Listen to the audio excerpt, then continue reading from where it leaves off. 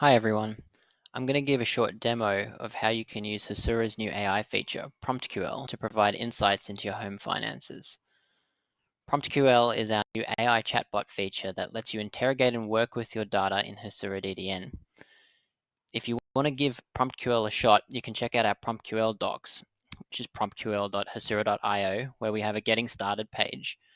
If you've already got an existing project, we've also got a page in here that tells you how to enable PromptQL for your existing project. In my project, I have a very simple setup that I use to track my home finances. I have a transaction model which captures financial transactions. If we go into that, we can see that each transaction has a date, a description, and an amount.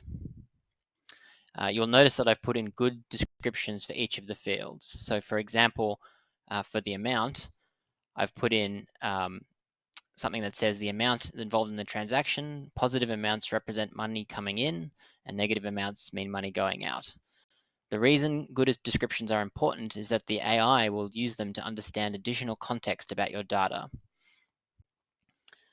Transactions can belong to many different categories.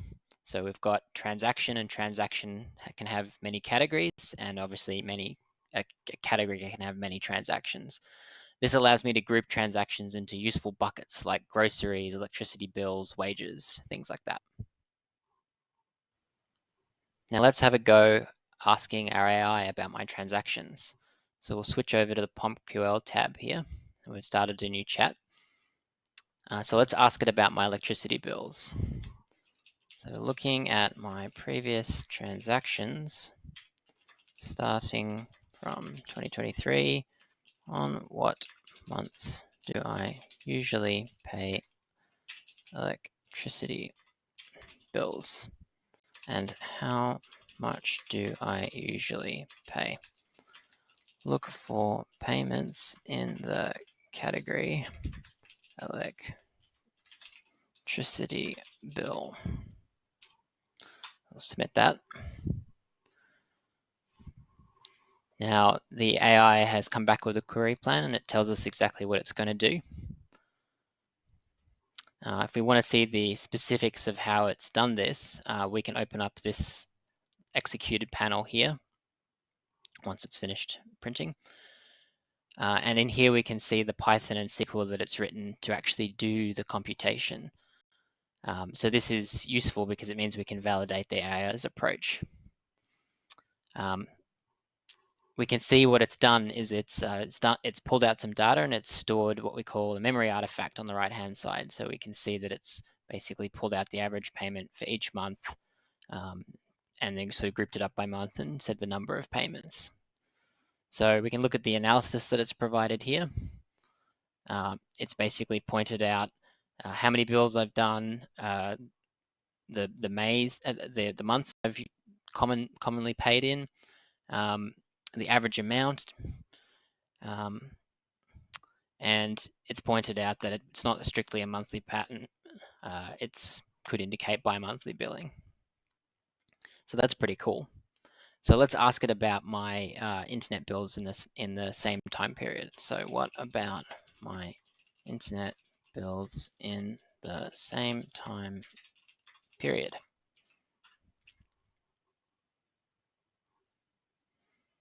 Again, it generates us a query plan, and it executes it. And then when it's done, it should store some of that data in a memory artifact over on the right-hand side, which it's done. So we've got internet bills payment analysis. It's pointed out that I've made internet bill payments in all the 12 months. So yep, I haven't lapsed on my internet.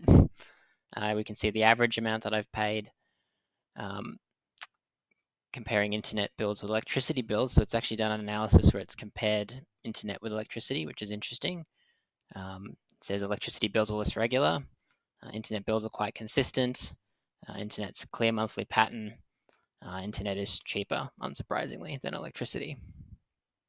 So that's pretty neat. Now let's try asking it about groceries.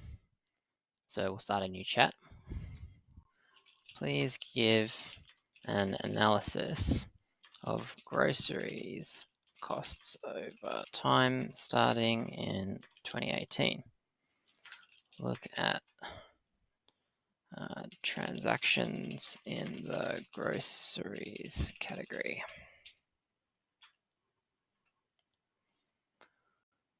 So again, it creates us our query plan. When it will execute it, you can see what it's trying to do. It's going to calculate a total grocery spending, compute some basic statistics, and look at some trends. So we've got some monthly grocery spending stuff over here. So if we look at the analysis, it's basically said total spent, average monthly spending, year-on-year changes. It's pointed out a significant increase during the pandemic. Yeah, that would make sense, given that I was in quarantine at home during that year. There's an upward trend in grocery spending in the last 6 months. And it also noticed that there's a recent upward trend in the last 6 months suggesting grocery costs might be rising, which is interesting. That's probably due to all the food inflation prices. So that's very clever. So why don't we ask it about the most expensive transactions? Please look at the on average most expensive groceries transactions and see whether there are any patterns to be found there.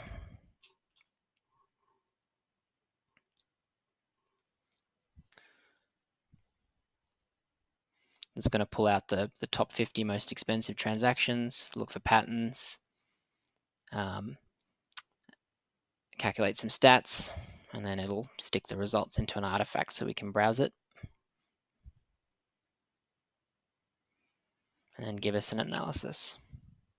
Oh, it's had an error. So this is one of the cool things about PromptQL. When it has an error, it basically looks at the error that it had and then tries to fix it itself, and we don't have to do anything. It will take care of itself. So it's looked at the error, adjusted the code that it's generated, and is trying again. This time it's worked. And let's see what the analysis that it's provided. So wait till it finishes writing. Okay, so it's looked at the average amount, the highest transaction, the most common year, most common month, most common season, summer. That's interesting. I guess it doesn't know that I'm in Australia, so that's really our winter. The most common day of the week is Friday, which makes sense because that's usually when I go shopping. If it looks at the descriptions and it notices that meat from the market tends to be the most significant expense, which tracks other things like supplements and probiotics. Additional observations, so meat from South Melbourne market, especially a high quality meat, a notable contributor for high grocery bills, makes sense. And it's given us a bit of a summary of patterns down the bottom, which is pretty neat. So as we've seen, it's trivially easy to get insight into your data using natural language with PromptQL. So this has just been a little taste of what's possible. I encourage you to give it a shot yourself and think about what sorts of cool things you can create with Hasura and AI. Thanks.